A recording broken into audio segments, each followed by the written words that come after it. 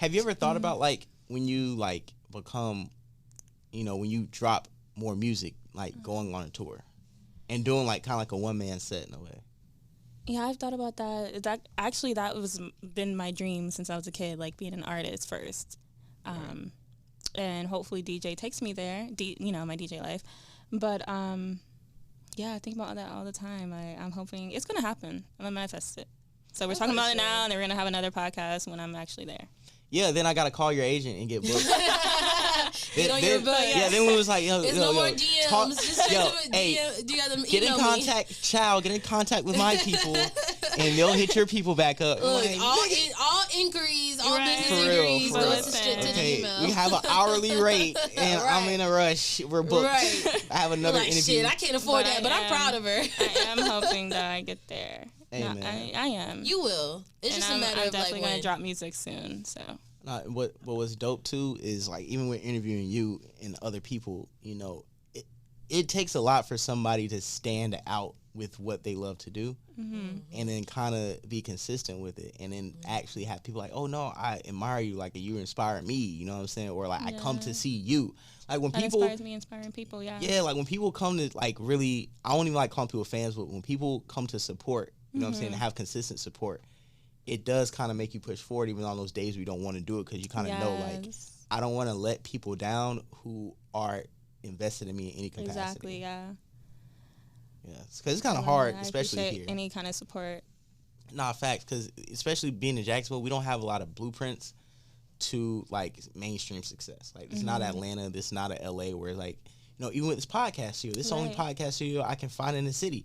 You go other places, that's a normal thing. Here, people don't even know what the fuck podcast is. Or even with you, it's like, yeah, you're an artist / DJ. We're in Jacksonville, so it's at a certain point where it's like going to be a ceiling where you're going to have to venture out to other places to plant some seeds and to kind of network. As if you just lived in these towns or in these cities, it's like you just put in work until somebody finds you and puts you on.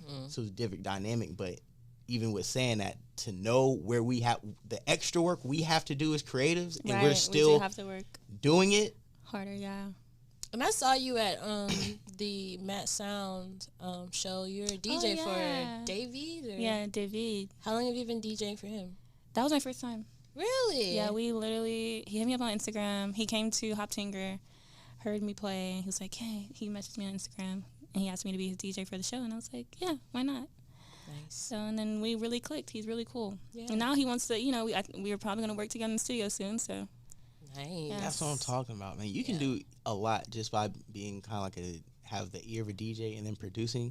Like you can make your own tracks. You be on some Khaled shit where like, yo, I'm just like on my puffy shit. Like, hey, yo, louder. I need music louder. You can just like curate other people's sounds in a way and kind of become like a Puffy or a Missy or just, you know what I'm saying? Missy, I love her. Just a super producer. Missy, to me, I always say she's the greatest female rapper of all time, but nobody likes to admit that. But I don't know why. If you look at her accolades, and her producer sales, too. To me, I would work with her. I don't think I said a third one, but I'm gonna say Missy. I think she's better than Pharrell on the tip of where it's rapper and. You know why I can't say that though?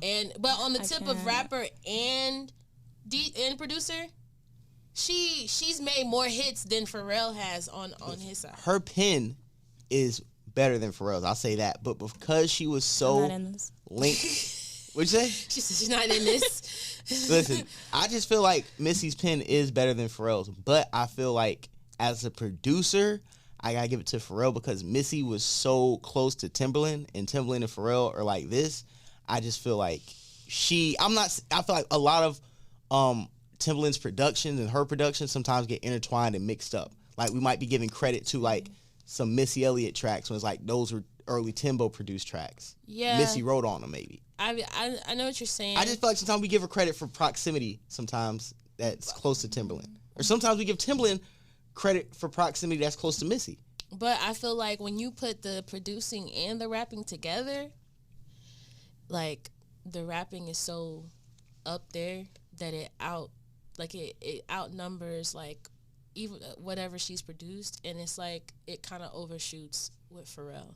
Now, but then when you take that, then you look at Kanye. You said like, Missy was better as a better producer than Pharrell? producer and rapper. You see how that just I had to double back. Group together. As a super producer. Yeah. You seen Hip Hop Evolution on Netflix? I've seen. You need to watch because they have a whole episode of super producers that they talk about Missy, Timbaland, her, Kanye, Pharrell. Really? Like the whole episode, like that whole episode is literally and it's titled Super Producers, and they just talk about these niggas as artists. They're like the biggest selling artists, and then they produce the biggest songs that they might not even be on.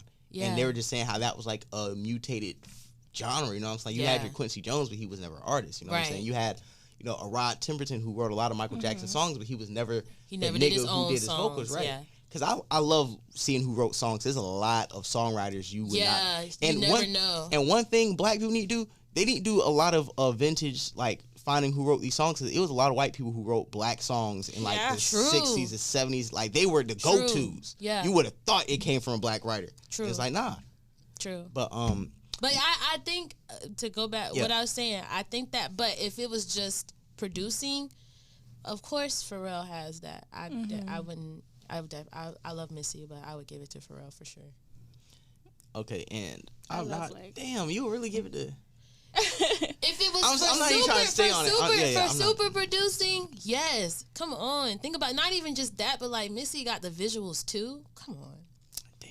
Damn. All around. Okay, as an all around creative, as an art, bro, that's still hard. Because then if we got to look at an all around creative artist, and I got to add in more stuff for Pharrell. Like what? Bro, okay, like as a creative, just like the colors he uses, like the palette he uses for like his videos, or like the way he dresses, you know what I'm saying? Like that influence he put on people. You know what I'm saying? The whole human race thing he got going on with Adidas, like his whole aesthetic. I'm not talking about. But if we looking at a whole package, then I can't take away from Pharrell. I brought up Missy. Missy, my girl. Missy was like, you're right. I'm telling you, we worked for like Busta Rhymes, Ja Rules, and Nelly's when I was a Bow Wow. Niggas asked who my favorite artist was. I was like, yo, Missy Elliott. So when you take it down to that and you get Pharrell and you look at Kanye, Kanye takes the cake all around creative, right? Come on, in theory, but you know why? Because Pharrell, it'll be Pharrell and Chad in that motherfucker making the music. Okay, Kanye got me, you, your mama, auntie, Ann right there, the coffee man, the camera. Kanye and he got 50 people in there, but I understand it's a vision that's so like articulate. It's a vision that's so like complex that you're literally adding layers onto it, which I feel like that's more of kind of like being a composer in a way. You know what I'm saying? Mm-hmm. Like instead of doing it with instruments, you're doing it with people, right? But with Pharrell, when I see a lot of Pharrell footage and stuff, I see Pharrell in more intimate spaces where it may be like him, Hove, and like an engineer too. I'm not in it. It may be him. You gotta be in it. It may be, but real shit. Break the tie. You see him and Chad and whatever artist they talking to, and they just cooking something up. When I see Kanye in the studio sometimes, it's 1,000 niggas in the studio with Kanye. And we look at the credits, it's 1,000 niggas on the credits. I feel like it might be 1,000 niggas on a Pharrell record or a Neptune's record too, just as well. But like my thing is like that, and then the visuals, and then you really said Kanye or Pharrell. What you gonna pick? Who you got? Yeah, she's trying not to say nothing. Yeah, for your political reasons. Yeah, you're in it. Yeah, Pharrell, you pick Kanye over me in an interview 3 years. I can't work with you. We can't do that. You good. Yeah, you good, man. But yeah, I don't know. I feel like Kanye takes the cake. All around creative, Yeezy, his collab that he did with Louis Vuitton so long ago, and his collab that he did with Nike that was like short lived, but then he came back and did it with the Yeezys. Yeah, like, and then his whole like even Gap is kind of like, what the fuck are you doing with that? But hoodies, niggas is buying that hoodie. Yes, believe it or not, whether you want to accept it or not, niggas is buying that hoodie. Or somebody is figuring out a way to get them tags off them hoodies and sew them tags on some other hoodies and fucking. I think I got like 2 more questions before we wrap up this interview, which is awesome. Have you ever thought about doing like your own skits or interludes when you're producing your own music or producing like other people's music, as a way of like kind of like telling a story within like an album or EP, and to give you a comparison, kind of like YG's first album or like Good Kid, Mad City, or like The Chronic, where you have like maybe interludes and like telling a story with the album. I love interludes when they make sense on an album. I love interludes, period. Yeah, I They're love the interludes best, in and they're general. so short. I'm just like, The best songs on the album speak the interludes. I hate the interludes that are like super dope songs with like 40 seconds of it. I It's know, like, give me I more be crack. harassing. I I be literally harassing repeat, people. yes, I be I harassing people. I be like, bro, you see that song that you got? Make that shit longer. But I'm such a and music. it's always like sexy. Yeah, man. No. And I'm a music nerd, so I always try to go and Yes. find like the I full literally version. have a section of Or like if interludes you in my like phone. Yeah, go bro. on YouTube Hey, where man. somebody has like the loop of Yeah. it. Mhm. Oh my god. Yes. Or they do like the slow and reverb version. And that's of kind of it. like my music. Like, it's kind of like interludes, you know? So, and it's funny you say that because, like, what I'm working on right now is I'm telling a story kind of like, you know, from moving from Miami and just, like, growing and Yeah. healing from trauma. So. Yeah. No, that's dope. That's dope. And I like the fact that you got the question, because sometimes like it's kind of hard to explain to people who might not really fuck with interludes. You know what I'm saying? Because we listen to a lot of albums, but interludes are something that aren't as common. You can kind of like in talk in popular interludes music. Yeah. and like, you know, like a little movie. Exactly. You know, and we were just talking about this yesterday when my friend, my homegirl Chelsea, she's a writer and she's helping me write for my song. We're actually going to do that after I leave here. We're just Chelsea talking with the about short, yes, curly hair. Love her. love her. so She's a great writer, and we're talking about like videography and stuff. And I was like, you know what? I really want to bring back. I probably shouldn't say this because I don't want people to like be doing the same thing. Man, no. But- Say what but I you wanna want. bring but- back- though. no, I but want to if you bring wanna- back It's on acting, acting, and I know people do that still now, but I want to kind of like, because a lot of my music is 80s inspired, Right.